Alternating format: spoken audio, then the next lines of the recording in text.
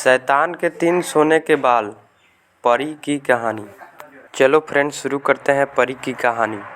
बहुत पुराने समय की बात है। एक बहुत गरीब औरत ने एक सुंदर बेटे को जन्म दिया।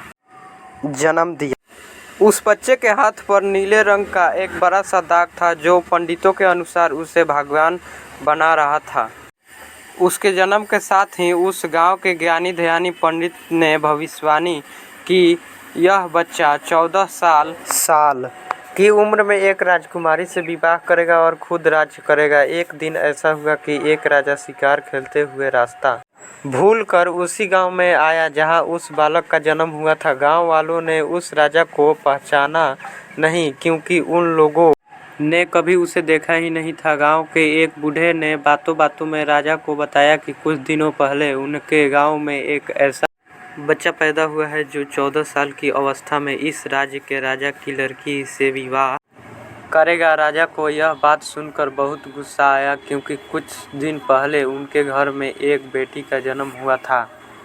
राजा वैसे भी बहुत ही घमंडी और कठोर हृदय का व्यक्ति था। राजा ने सोचा कि क्यों न मैं उस गरीब औरत को कुछ धन देकर इसका बच्चा इससे ले लूं और इसका काम तमाम कर दें, तो न ये भगवान बचा रहेगा और न ही मेरी राजकुमारी से विवाह कर पाएगा। और वह गांव के उस बूढ़े से बोला, बाबा तुम मुझे उस औरत के पास ले चलो।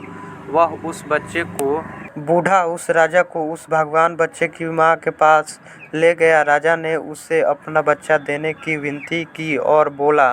गरीब औरत उसे अपना बच्चा देने से इनकार करती रही। तब राजा ने उसे बहुत सा धन दिया और बोला, इस धन से ठीक ढंग से नहीं पाल पाएगी, मैं उस बच्चे को अच्छे ढंग से पाल कर बड़ा करूँगा। तुम बहुत गरीब हो, इस बच्चे को कैसे पाल सकोगी? यह बच्चा मुझे दे दो, मैं इसे बहुत अच्छी तरह पालूंगा। तुम अपना पेट पालना और जब यह तुम्हारा भगवान बेटा बड़ा हो जाएगा तो खुद ही तुम्हारे पास आ जाएगा।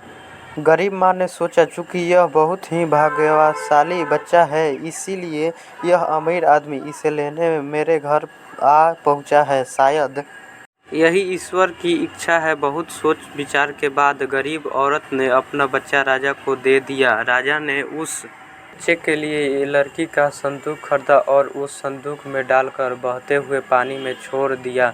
उसने सोचा कि दम घुटने से बच्चा इस संदूक के अंदर ही मर जाएगा। वह यह सोचकर मन ही मन खुश हो रहा था कि उसके अपने प्यारी सी बेटी को उस अनचाहे पति से बचा लिया।